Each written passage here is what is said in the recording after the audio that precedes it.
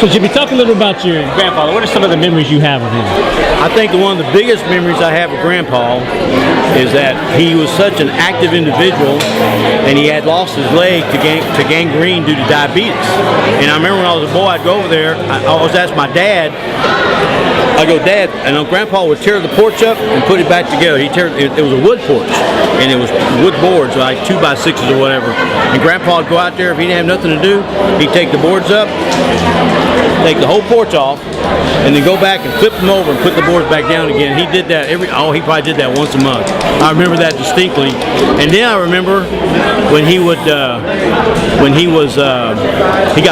sick, and he got sick towards the time before he passed away.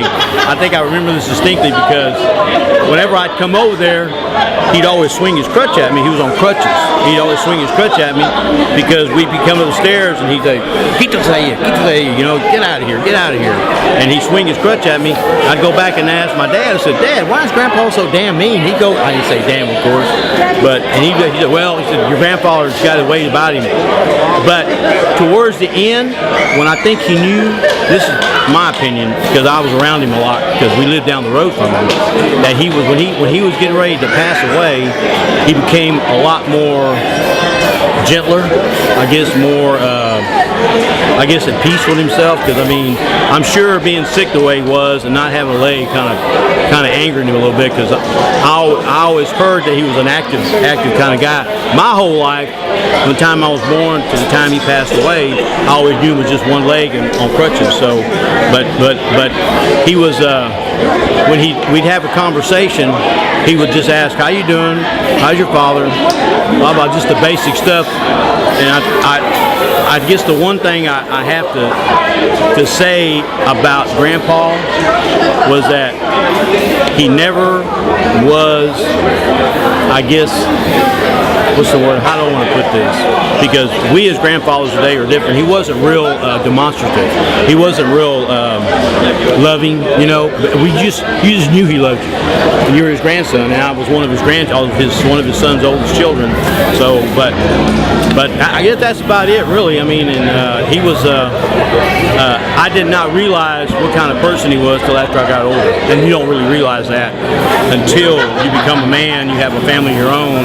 That what his accomplishments were, you know. Even though, I mean, coming from Mexico as a boy, and really accomplishing what he did. I mean, having 9 kids and having a business and being influential in what he did, being one of the first Mexicans to do that kind of stuff, and then we now have the privilege of being Mexican Americans thanks to him, you know, coming here. But other than that, he was just my grandpa, you know. And unfortunately, I lost him very young. I lost him when I was 10 years old. So other than that, he's a great guy. He gave me a lot of history, and I'm glad we did this family reunion. That's about all I can say, brother. What did your father learn from him? What did you think your father learned from him? My dad? Yes, sir.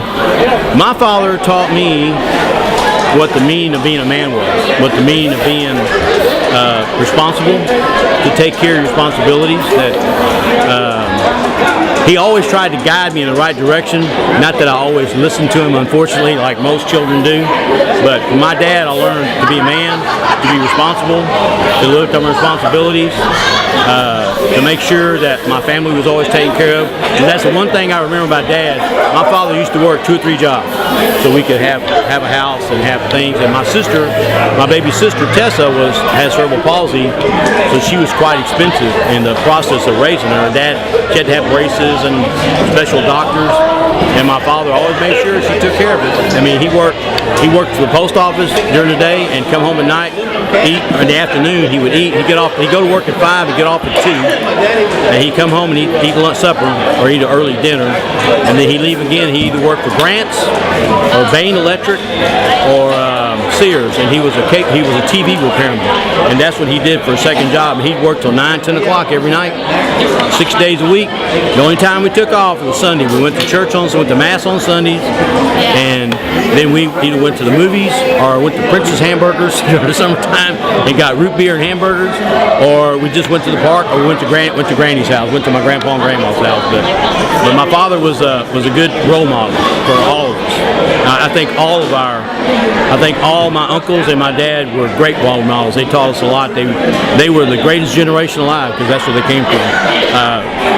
5 of them served in the military, including your grandfather, and they all served their country, and they all with distinction. So I think they left us a great legacy for me, for you, and for our grandchildren and my grandchildren. So, but other than that, he was a good guy. I miss him, unfortunately. Well, thank you.